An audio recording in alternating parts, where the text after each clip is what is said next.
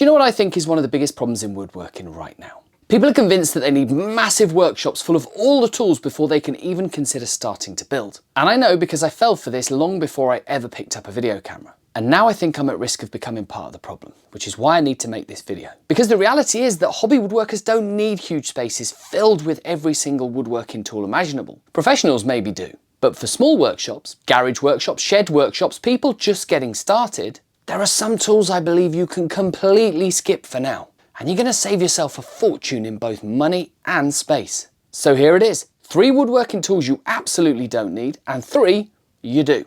This first one's going to be controversial. I'm talking about the much coveted miter saw. I've never had one, and I've built things ranging from tiny boxes right up to this entire workshop that I film from. Now before the comments explode, yes, they're really useful, they're fast, they're accurate, they're great for construction work. And if you're constantly cutting long pieces of timber like on a construction site, the miter saw is absolutely the best tool for the job. But in a small hobbyist workshop, they take up an unbelievable amount of space for a tool that really only does one thing really well, and that's crosscuts. And don't get me wrong, you can get one for a decent enough price, but it's the space it takes up that's the killer for me. Because it's not actually just the saw itself that you need to house. You also need all the space either side of it for the long board that you're cutting, and the offcut. It's really why you see them as an altar at the back of YouTubers' studios, workshops. And this is where you're going to start noticing a pattern. Where I say one tool that you absolutely don't need, I am also going to follow it with the 1 or 2 tools that you absolutely do need, because they cover it. So here's the must-have. Instead of a miter saw, I argue that people would be better off with this. A simple table saw sled and a speed square. Not one of those giant table saw sleds that YouTubers build that weighs more than the table saw itself. I mean a small, simple, one-job specialist sled, like this. Mine's designed for one thing, accurate, repeatable crosscuts.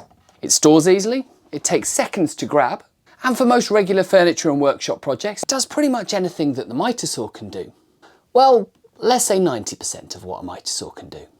Now obviously long lengths are awkward on a table saw, but that's where a speed square and a circular saw come in. Now before you shout at me for costing you more than what a miter saw would have cost you just to replace it, there's 2 things to consider here. Space was the primary concern with the miter saw, and these 2 are way smaller. And as a bonus, the circular saw can do many other jobs like breaking down sheet goods. And so we've got the crosscuts covered, whether on shorter boards or long. But there is a sacrifice. The miter saw does win out on quick angled cuts. But even then, your table saw miter gauge can handle these jobs, be it a cheap one or something a bit more pricey. It's a bit more faffing around, but it works. And the difference is, the table saw can do around about another 500 other things.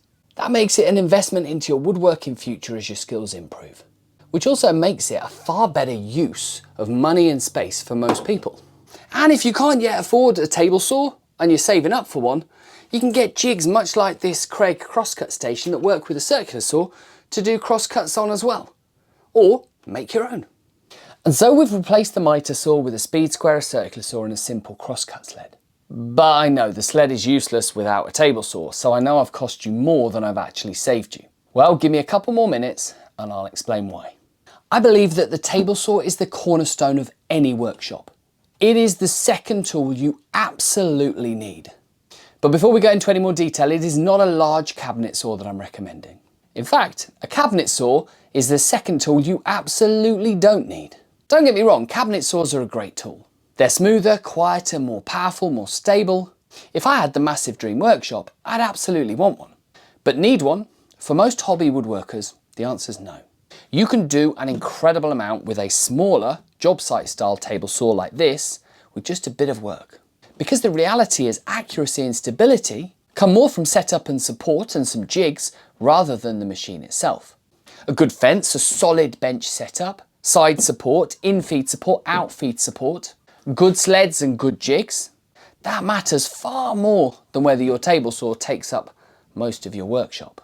And again, if you're a professional cabinet maker running large sheets of anything through all day long, obviously a cabinet saw is the way to go. But for the average person building their projects at home, the smaller saw just makes more sense, especially when space is limited. So tool number 2 to avoid, cabinet saw.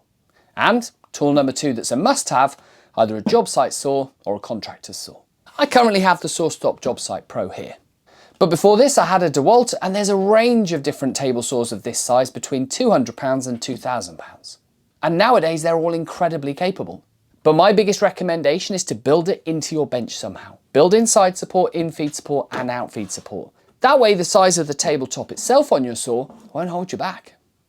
As I said, add in a few jigs and suddenly a small table saw can do big work. And the space saving is huge, much like the next tool on the 3 to avoid list. Floor standing planer thicknesser. Now this one hurts me slightly because I do love the idea of a planer thicknesser. They look like amazing machines, but the floor standing models take up a huge amount of space. And let's be honest, they're not exactly cheap. I believe that for most hobbyist woodworkers, they become the tool you own because it's the tool you think you should own. And yes, I know, professionals who are processing large amounts of rough cut lumber, then it's a no-brainer, because jointing boards on them becomes really quick and accurate. But what about most people? Most people are building projects at the weekend in their single car garage, in their single car garage, or in their shed. For them, there's another option that makes a lot more sense. And it comes in the form of the third must-have tool, jigs. I know this is a little bit of a curveball, but I genuinely do believe that jigs are one of the most important tools in woodworking. Not fancy expensive ones, not shiny Instagram worthy ones, just accurate repeatable jigs that make your existing tools much more capable. And it's the moment you make jigs that I believe that woodworking changes. Because when you start making jigs, you stop thinking I need another tool. And you start thinking, how can I make the tools that I already have do the job I need them to? Take my tatty planer sled here. It's a plywood board with a plywood batten. And this lets me use my small thicknesser basically like a planer. Because I can now shim rough boards to this stable flat base, pass it through the thicknesser, and I'm going to end up with one perfectly flat face, just like a large planer. Takes a little bit more time, but it saves you a significant amount of space and a lot of cash. Or take my table saw straight line jig, or whatever you want to call it. It gives me a perfectly straight edge on rough timber without the need for a jointer. I can then take that straight edge that I've got from the jig, run it against the fence, and suddenly I've got two straight edges that are parallel. Those two jigs alone eliminate massive machines from my already small workshop, while also being able to buy cheaper rough cut lumber that I can then mill up myself, ready for projects. And this is something I think beginners massively overlook. The goal isn't owning every tool. The goal is actually getting more out of the tools you already have. That's what good experienced woodworkers do. So I'm told. So take a look at the tools you already have and consider if, with a little thought, can you actually get them to do a job that means you don't have to spend the money and the space on the next tool. And once again, the tools to avoid are not necessarily bad tools. Professionals use them for a reason. If space and budget are vast enough that they don't need to be considered, or you're a professional, by all means ignore this advice. But for small workshops, hobbyist woodworkers and beginners starting out, grab a capable table saw and jigs that make your existing tools work harder. Because woodworking is not about having the biggest workshop. It's definitely not about having the most tools. It's all about making the most of the tools and the space you already have. And honestly, I think more people need to hear that. Thank you so much to my Patreons for, again, all of the support you guys give me and the feedback. If you like this type of content, please pop me a like or a hype. And there's a good chance you like that one too. Thank you so much for watching this far. If you click, I'll see you on the next one.